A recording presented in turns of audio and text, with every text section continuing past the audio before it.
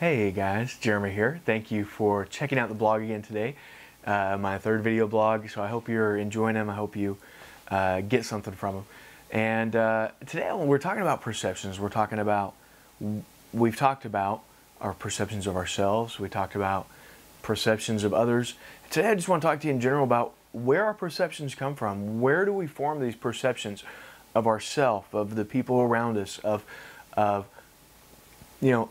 let me go through some stuff. White people, black people, Muslims, Christians, rich people, poor people, homeless people, preachers, politicians, salespeople, hookers, drug dealers, old people, kids, teenagers, women, men. Where do we get perceptions of all these things? Where does this perception come from? Because our perceptions are powerful. They influence every area of our life. They influence our actions. They influence what we don't do. They influence the people around us. Our perceptions literally shape our lives. And so perceptions come from two places. And it's a union of two elements. The first of those elements is our experience. We have an experience. And that experience might be starting a business. It might be succeeding in a business. It might be failing in a business.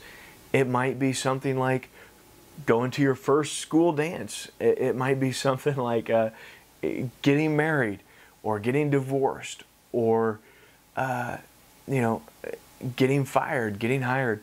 Everything in our life that is significant is an experience that forms part of a perception. It's like the first piece of the puzzle. The second piece of that puzzle is the information that we use to process that experience. And information, we've got some really good information sometimes. Sometimes we've got family that care about us, that give us good information. Sometimes we've got family that care about us, that give us terrible information. Sometimes we've got information that comes from our teachers. Sometimes we've got information that comes from churches. It comes from books we've read. A lot of times we get a huge volume of our information from media, from television, from music, and that bombards so much of our time, and so much significant emotion is wrapped into that and packaged that it just bombards our mind with information.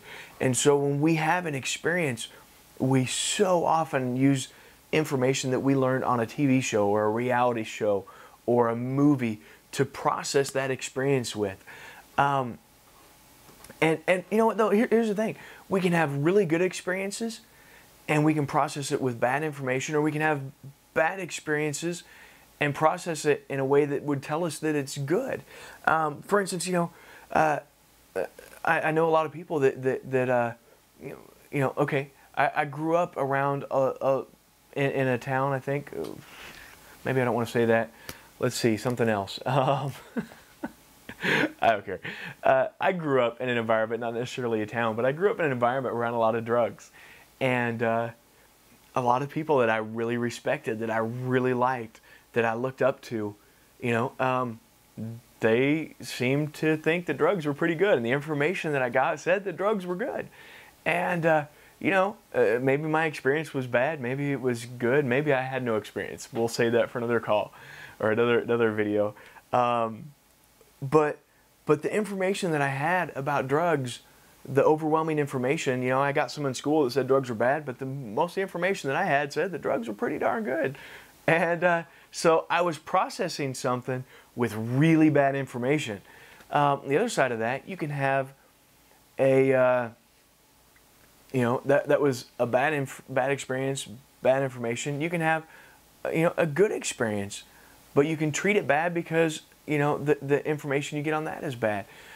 You can have something like marriage that is good, but you can have family or friends or television telling you that it's bad and that, stay away from it. That's not the life. So there's all kinds of things that you can process different ways. You can have information that's good, but you can have experiences that are bad. You can say, okay, my information says that marriage is good, but my experience is that marriage is really terrible, and it was horrible. It was the worst thing that ever happened to me. You know, good information, bad experience. And I guess at the end of the day, what happens is if we have bad information or bad experiences or bad information and experiences, what that results in is faulty perceptions. And a faulty perception will result to misdirection and disconnection. Misdirection in our lives, we'll avoid things that are good for us, and we'll steer towards things that are bad to us, and we'll be disconnected. You know, we'll disconnect from people who we should connect to, and we'll disconnect from groups that we should connect to because of faulty perceptions. And the other side of that is better experiences and better information will result in a proper perception in our life towards whatever it is. And proper perceptions that are based on good information and good experiences result in direction in our life. We get that direction and they result in connection. We get direction. We know the right choice to make because we got information that's good, we've got experience that's good, so we know what to do in life when an opportunity presents itself, or when something that's an obstacle presents itself. We know what to do because we've got direction, because our perception towards that event is correct. And then we get connection in our life. If we view people in the proper lights, if we view, if we view our spouse in the proper light, we get connection there because we understand them, we see where they're coming from, and we connect. Perceptions that are proper result in direction and connection. 2 quick ways that you can improve your perceptions in life. Number 1 is through experience. Don't be afraid to experience something worthwhile again, no matter what your first experience was. You know, if the first time you tried to go into business it failed, if that's in your heart, if that's in your desires, don't be afraid to try it again. Get better information this time so that it'll improve your experience, but don't be afraid to try it again. Marriage or relationships or whatever that is, if it hasn't worked, don't be afraid to try it again. Don't be afraid to give it another try. If it's worthwhile, you have the opportunity to experience it again and form new perceptions. The second part of that is information. Get better information. And you can get better information by finding people who are doing or who are being what you want to be or to do, and listen to those voices. We don't talk a lot about in our society, or at least in my generation, it seems like there's not a lot of talk about wisdom, but there's a wealth of wisdom out there from good leaders and from people who have been through life and have made right choices or have made wrong choices but corrected them.